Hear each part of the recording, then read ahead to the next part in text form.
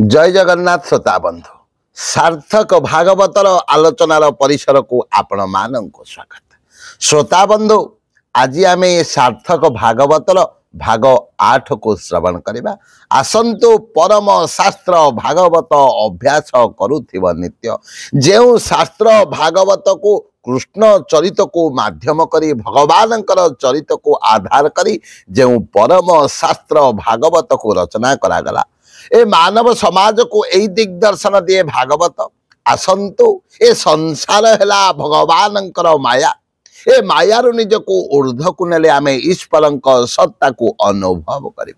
तेणु शास्त्रकार एठी कहती कहले जे मंते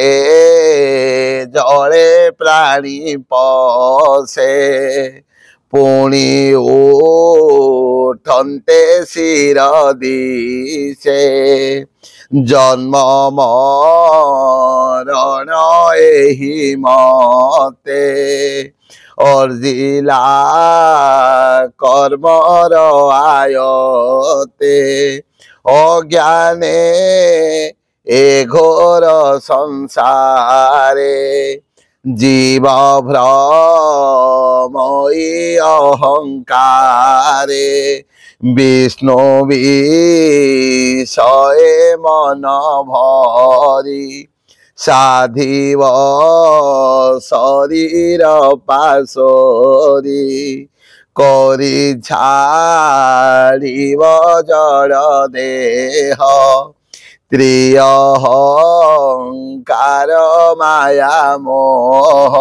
बोलिए भक्त वत्सल भगवान की जय। भागवत संग्रह कर जो सार्थक भागवत पुस्तक को मानव समाज पर रचना करागला अति सुंदर भाव में यही सार्थक भागवत रे यही कथाटी को रही कहले जे मंते जड़े प्राणी पसे पुणी उठते शिर दिशे जेते बेले कौन से एक पुष्करिणी मध्य मनीष स्नान करने समय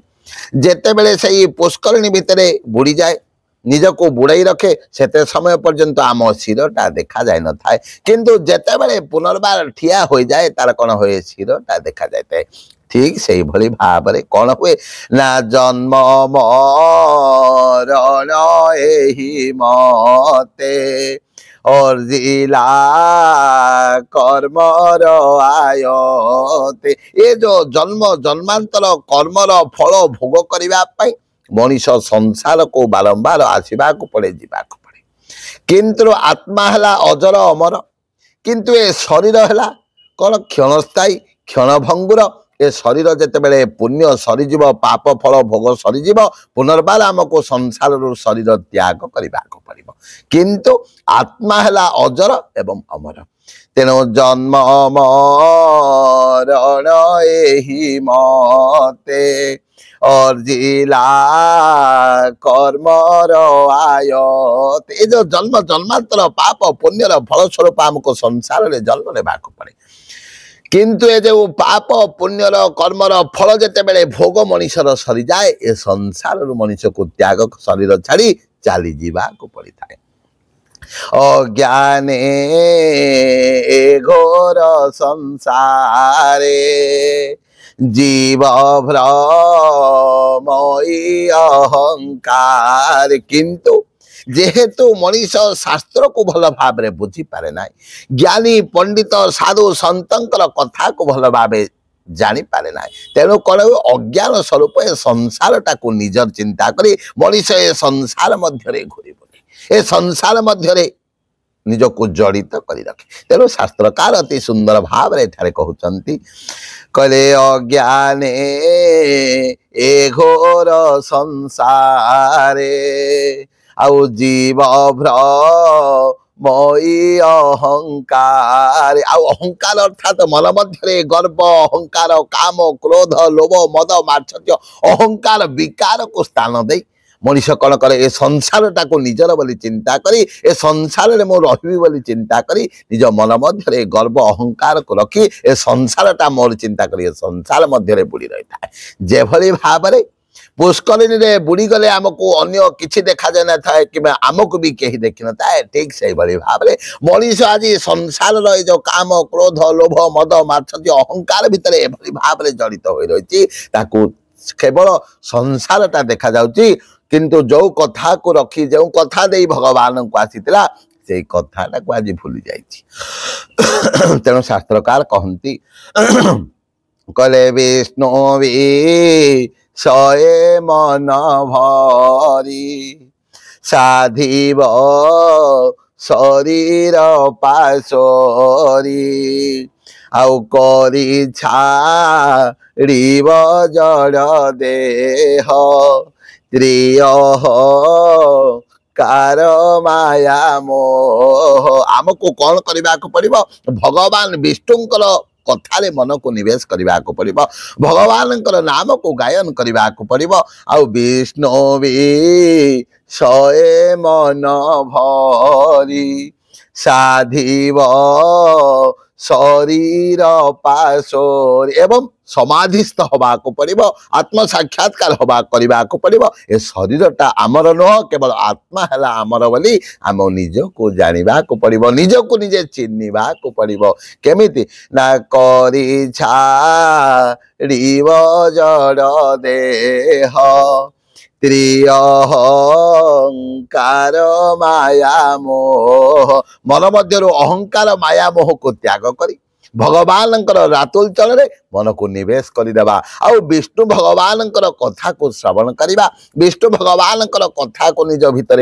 हजेदेवा एवं मन को आयत्त करी मंत्र को जप करवा मन मध्य मंत्र को रखा एवं मंत्र मध्य मन को रखी निज को क्षुद्राति क्षुद्र बोली चिंता करी जदि आम अहर्निशी भगवान कथा को जप करना आज्ञा भगवान निश्चित भाव में आम कथा को शुणवे तिले मात्र संदेह नहीं भगवान ताहले का कथा को शुणी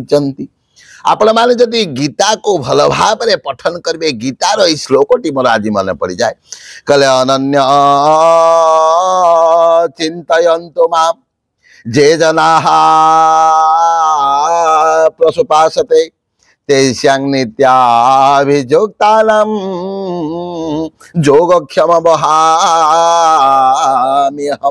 अनन्य चिंतयन्तु मां जे जनाः पशुपासते तेषां नित्याभियुक्तानां योगक्षम वहाम्यहम् भगवान कहले जो माने अन्य आसरा छाड़ी दे मो रातुल चल निज को समर्पण कर दे मो बिना संसार रे आउ किछि नाय बोली चिंता करंती मु ताको निश्चित भाव रे शरण देताए तार समस्त प्रकार दुख कष्ट को जीवन रो दूर कर देताए ताले ए कथाटा दिने श्रीधर स्वामी हेले भगवान परम भक्त आउ श्रीधर स्वामी जीवन रे जने भिकारी थिले तांको पाखरे धन टंका प्राचुर्य ऐश्वर्य नथिला एभली तांकर अवस्था थिला जे पिंधिबा पई दुहे तांको पत्नी थांती एवं से थांती दुहिंकर गोटे मात्र लुगा थाए जेते बेले श्रीधर स्वामी बाहर को जानती सेही लुगा खंडक पिंधंती एवं तांको स्त्री घरे रुहंती तांको पिंधिबा पई लुगा खंडे भी नथिला किंतु भगवान को ऊपर केबे दुख करंती ना कहले प्रभु स्वर्गे बानर के नियो पासे पासे रही थाओ जही इच्छा तही नियो प्राणनाथ साहु एभली भाव रे भगवान को ऊपर विश्वास थिला समर्पण भाव थिला श्रीधर स्वामी कौन कहते प्रत्येक दिन बसी भगवान मुख निश्रुत वाणी श्रीमद भगवत गीता को पाठ करती दिने एभली भाव रे विलंब हो जाए सब बेले तो सब कथा समान रहे ना सब किछि भगवान निर्देश रे घटी थाए दिने श्रीधर स्वामी बसिचंती एवं पाठ करुछंती गीता को तांको पत्नी आसिले कहले हई हे आमे तो तुमे जाओ प्रतिदिन भिक्षावृत्ति करी जहा किछि मिले आमे सेथिरे खा पिया करूचे आमे किछि आहार खाऊचे आज एते समय हेलानी आज तुमे कौन बाहर को जाई किछि भिक्षा करबनी कि घरे तो किछि नाही कौन खाइबा सेही समय रे श्रीधर स्वामी पढ़ु थांती आसी जाए तांको मुख को हठात धरिचंती गीता बईटा एवं पढ़ुचंती कहले प्रभु तू कहलु जे जो माने अन्य आश्रा छाड़ी मो रातुल चरण निज को समर्पण कर दियंती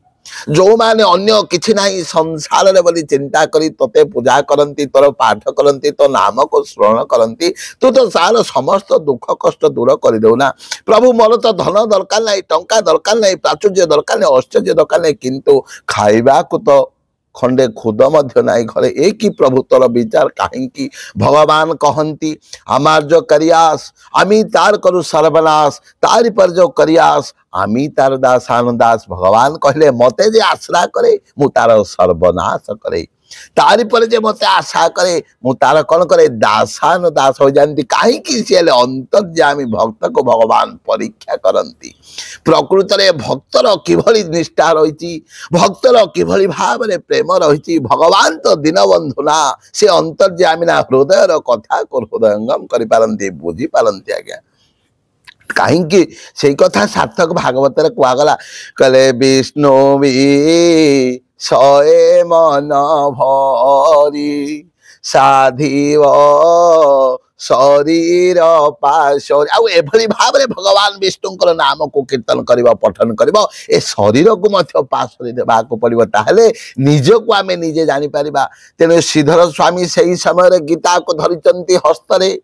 पाठ करूचंती बोले प्रभु तू एठी रचना करिचु ना तो मुख निश्रुत बाणी तू कहिचु ना प्रभु अनन्य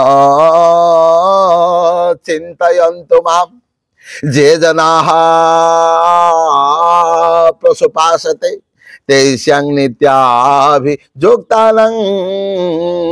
योगक्षम वहामि प्रभु ताहले कथा ठीक ना बोली कौन कले श्लोक ऊपर तीनोटी गार पकईदे श्रीधर स्वामी गार पकईदे पुस्तक टी सही सार्थक सही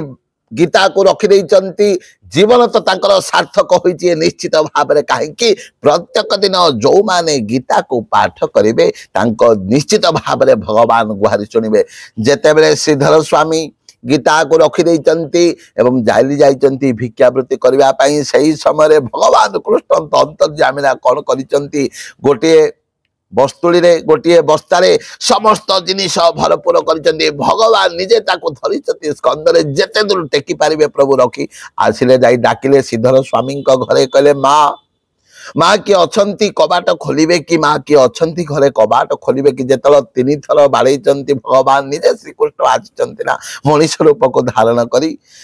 तांको श्रीधर स्वामी पत्नी कहउचंती घरे तो स्वामी नाहांती टिके आपण अपेक्षा करंतु मो स्वामी आसी जिवे नाई माँ मु एते समय अपेक्षा करि परिबि नै आपण खोलंतु जेते बेले तांको पत्नी टिके कबाटटा खोलिचंती एटी भगवान कोन कले गोटे वस्त्र से पटे धीरे देले एवं जेते बेले देइचंती तांको माँ परिधान करी कबाट टिको खोली देइचंती देखिले जणे पिला आसीची भगवान तो बालुत रूप रे आसीचंती ना आसीचंती एवं पिठी रे कोन गोटे बस्तानी धरिचंती नै घरे रखिले बेले माँ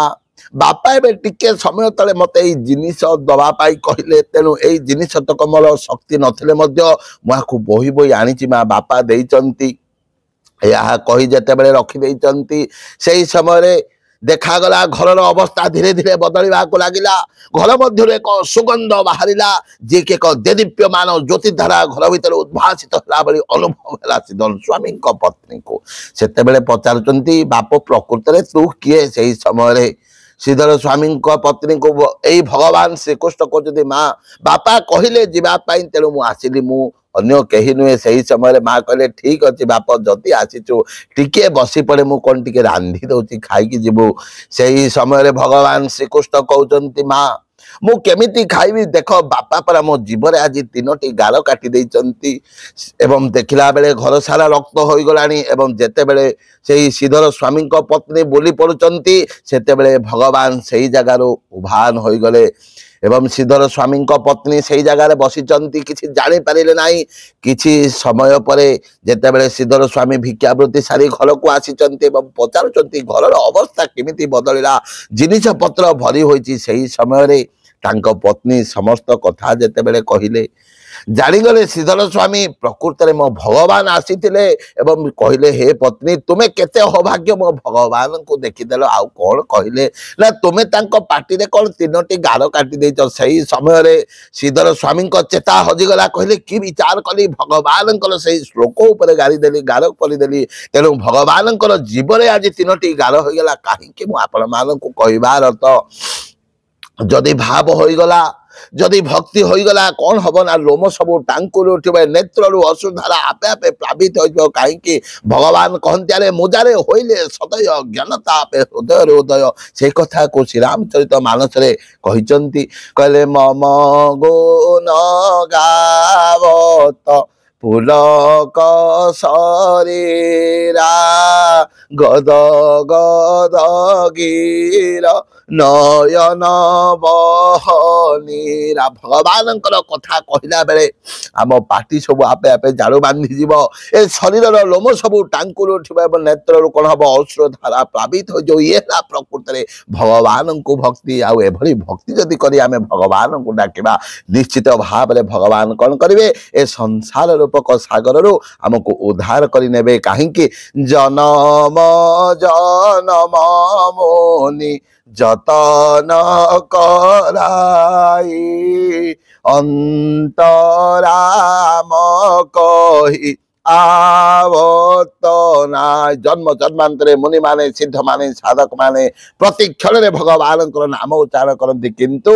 যেহেতু জন্ম জন্মান্তর দুষ্কৃত লাগি যাইছি সেই দুষ্কৃত ধ্রুত হেলে জীব শিব একাকার হয়ে যাবে আত্মা পরমাত্মা একাকার হয়ে যাবে তেণু আসন্তু সেই জন্ম জন্মান্তর পাপକୁ ধ্রুত କରିବା ପାଇଁ ଆମକୁ ଅହର୍ନିଶି ଭଗବାନଙ୍କର ନାମ ଗାୟନ କରିବାକୁ ପଡ଼ିବ ପଠନ କରିବାକୁ ପଡ଼ିବ ତେଣୁ ସେଇ ସାର୍ଥକ ଭାଗବତରେ କୁହାଗଲା